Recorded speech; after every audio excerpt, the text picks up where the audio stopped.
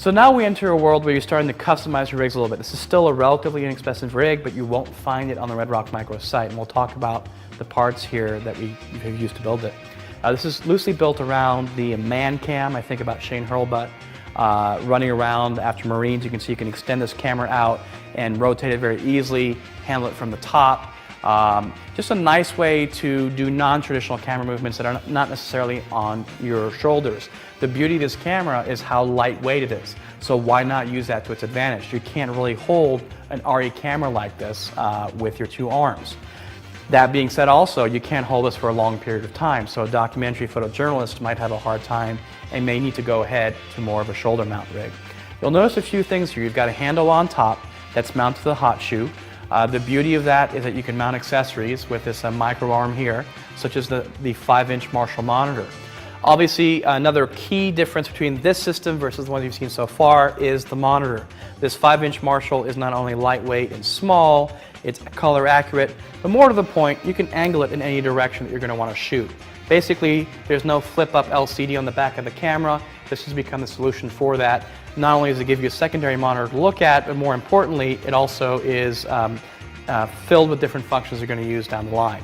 But this allows you to shoot the camera in pretty much any different configuration or angle that you can think of, and that's pretty key. You're going to find yourself looking for a hoodman or some way to also block extraneous light. So this monitor, besides being extremely compact, 5-inch, relatively high resolution and color accurate, it also has double A's built in the back, and that has its obvious pluses and minuses. The beauty of it is that double A's, you can find them anywhere. But more to the point, you don't have to attach an external battery pack. You don't have to mount a 5D pack or an Anton Bauer or anything else, which adds a significant amount of weight to the monitors. We also have two handles that are kind of spread out, which allows you to spread out the weight, carry it away from your body, closer to your center of gravity if you want to, but basically use this camera to its advantage. You'll also see this little focusing knob here, which allows you to make really quick, cool moves. It's a nice little detail to add. Lest we forget, probably the single most important accessory you should purchase with your DSLR is an ND or neutral density filter.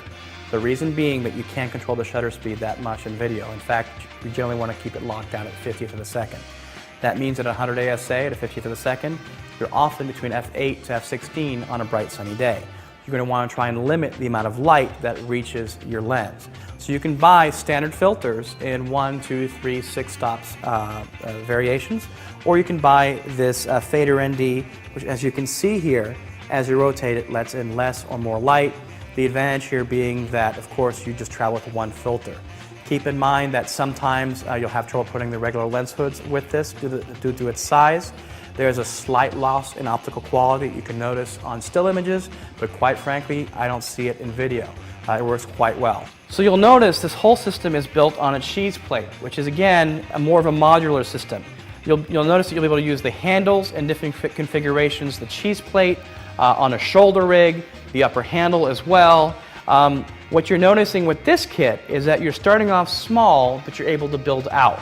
In general, almost any serious HDSLR kit you're going to use is going to need rods at some point, because you're going to want to mount a matte box in front, you're going to want to mount a follow focusing unit either down here or off the rods on top. One of the really cool things just above the CHEESEPLATE here is this quick release system.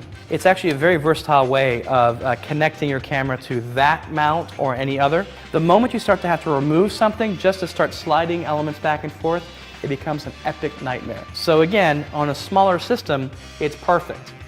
When you start to really weigh down your system, you're going to want to try and look at sturdier ways to mount your kit. But for this size system, it's a good way to go. It's a nice way to shoot for relatively short periods of time, really particularly fantastic for action sequences, running around and really moving the camera and using your body as the cheapest kind of support system you can get. So if you don't have a Steadicam, you don't have a dolly, this is a really good way to add movement and motion and take advantage of this small body. You can jump out of a car and still not get too noticed with this rig. Not too much batteries, not too many cords. Good way to start, and good way to start building the entire system.